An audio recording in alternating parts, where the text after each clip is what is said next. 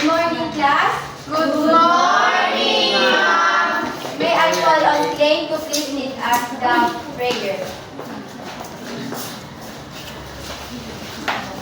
Let us pray. Amen.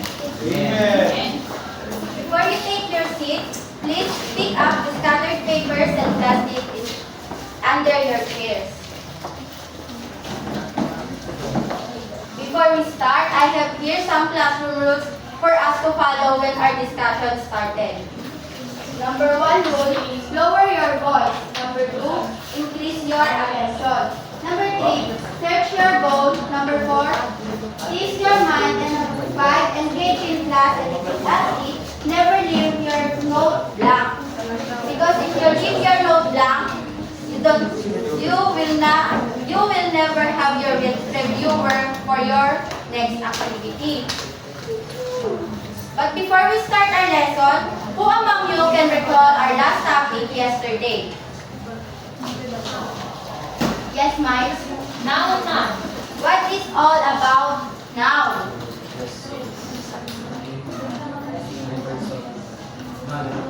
Arnel. Noun is the name of thing, person, event. Very good. Who among you can give some example of noun? Yes, Miles? We are person, ma'am, Rodel. Very good. Who else? Giselle? Dog. Very good. Yes, Arnel? Name of event po is Christmas. Very good. Now, class, do you want to play a game? Yes, ma'am. This game is called Spin the Wheel. I will spin the wheel. If your name is pointed out on the arrow, what you are going to do is pick some pictures inside the box and do what is in the picture. Let's start.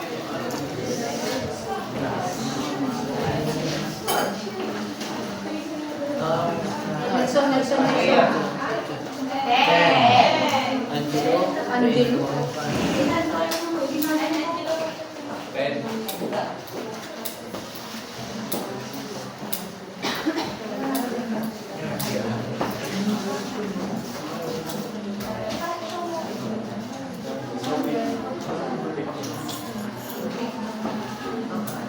A, B, C, D.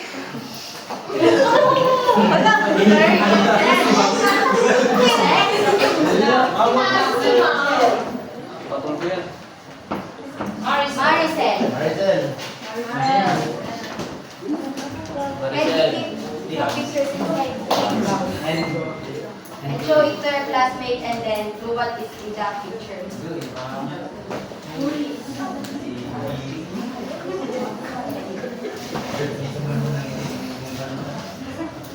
May I ask for Arnett? Join me.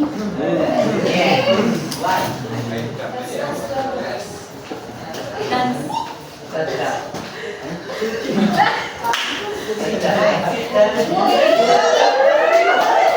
Thank you, Maricel. And last? Bagay.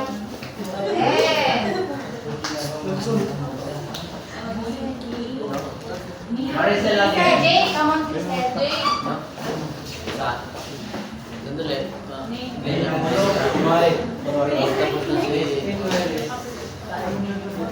CD lang mo.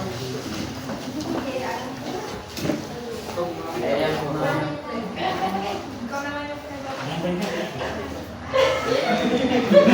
Thank you, Crisel. For our discussion, for our next activity, may I call Teacher Rodel to continue. Good morning, everyone. And now, we have a short story to read, and the title of the story is Molly's Birthday. Everyone, please read it loudly and clear. Today is our Molly's birthday. We drove to her home. We danced together. We also played a game. We were happy and clapped for her. We hugged her and it was one of our happiest moments.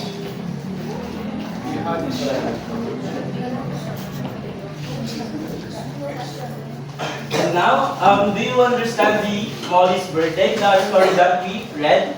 Yes, And now, I will have a question here. All you need to do is answer it.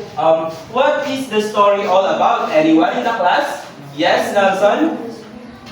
It's all about the Molly's birthday. Yes. Good job. And now, let's give Nelson a three clap. One. The second question is, what did Molly and her friends do to her birthday celebration? Yes, Arnal? Here, we play. We dance together and we play. We play also. Exactly. They played, they danced together, and they played. And now for our discussion, Ma'am Grace will discuss it to us. Now, the story that discussed by Sir Rodan is related to our next topic. So, class, what did you observe on those words that written on the board? Who else? Who wants to recite? Yes, Sir. Regalin. they are action words. They are an action word. So, can you please read the words that written on the board? Road, dance, Play, land, Hunt. Our next topic for today is all about verb. So what is verb? Can you please read? Verb is The main part of a sentence and express an action word. So verb is express an action word. Can you please read number 1? The girl is dancing at The park. So, what is the verb there?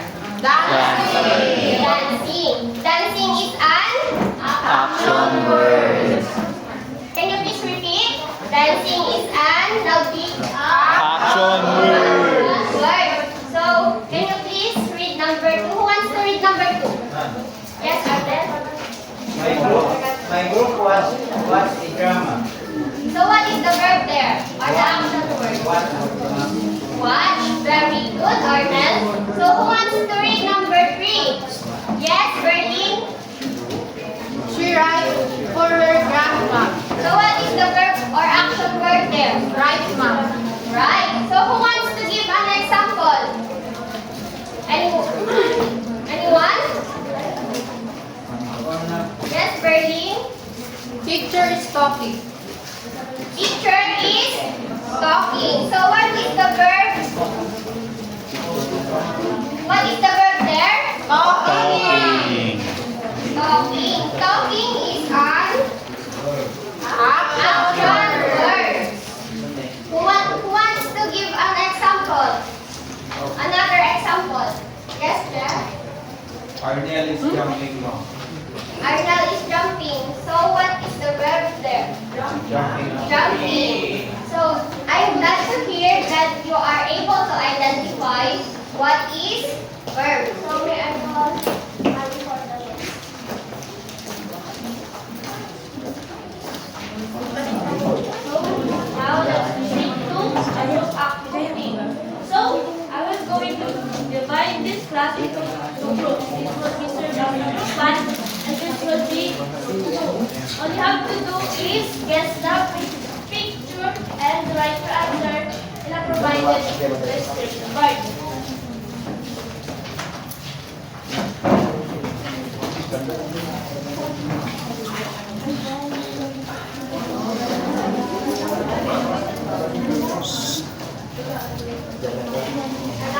At the count of 5, please raise your answer.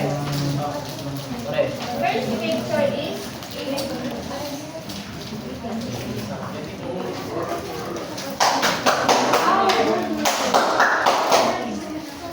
are you done? Yes. Alin pa, no?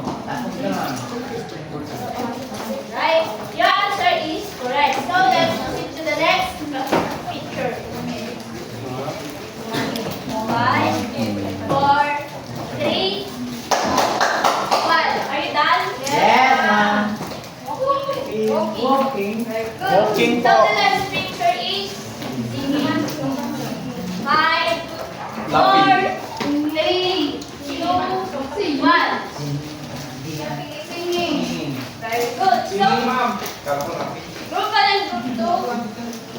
get the correct answer. Now, please go back to your proper seat and let's proceed to next activity.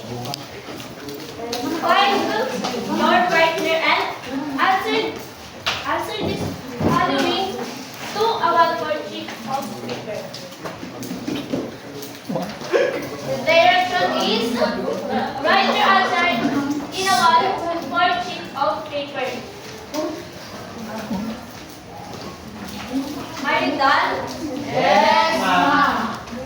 So, who wants to answer number 1? Yes. Mike is playing outside with his friends. Playing. Very good. The answer is playing. How about number 2? Yeah? The bird flew high above the trees. Flew, ma'am. Very good. The answer is view. How about number 6? Yes, Mike? The artist painted a vibrant sunset. Painted now. Very good. And now please cut your paper in front.